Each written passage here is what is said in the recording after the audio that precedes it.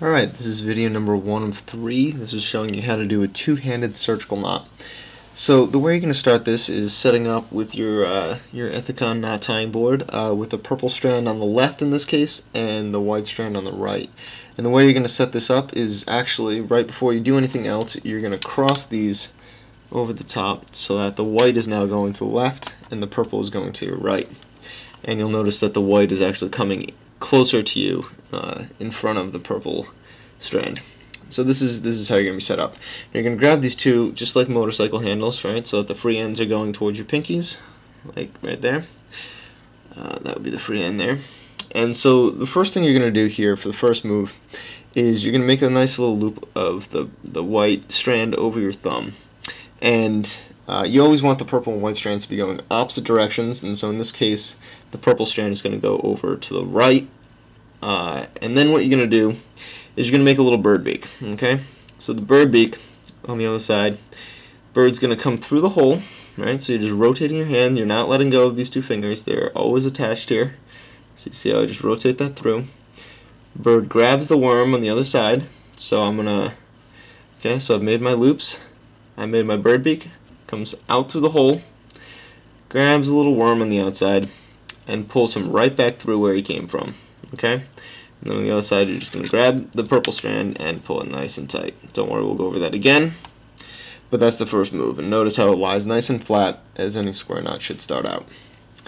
The second part of this move is the first part in reverse. And so instead of making a loop over the thumb, we're actually going to make a loop over the first finger. And again, we want the purple and white strands to be going opposite directions, so I'm going to lay my purple strand over going away rather than coming towards like the white strand here. And again, we're just going to do the exact same thing. We're going to make our bird beak. Bird goes out through the hole, again not letting go of these two fingers, just rolling it right out.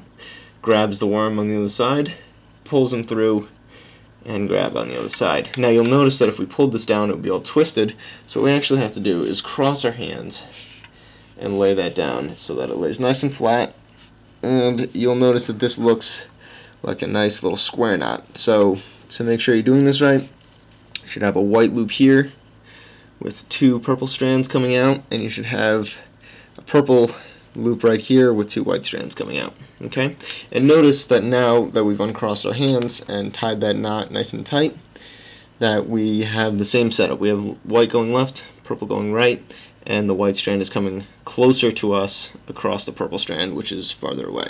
So now we can do that again. So going through it nice and slow, you've got your white strand going to the left over the top of your thumb. You're going to wrap the purple in the opposite direction towards your right. You're going to make your little bird beak here. You're going to rotate him out through the hole, and you're going to grab the little purple worm outside, and then you're going to drag that worm back into your little nest. Okay, on the other side you're going to grab him and you'll tie it down nice and tight. You can make that nice and straight. And again, now that you've done that, you're going to use your forefinger for the opposite move.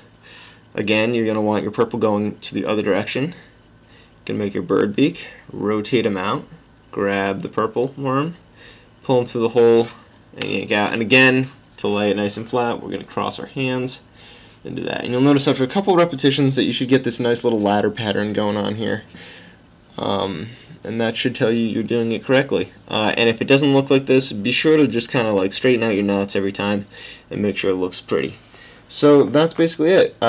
Check the description box below for links to the other two videos in this series, tying one-handed knots and tying instrument ties.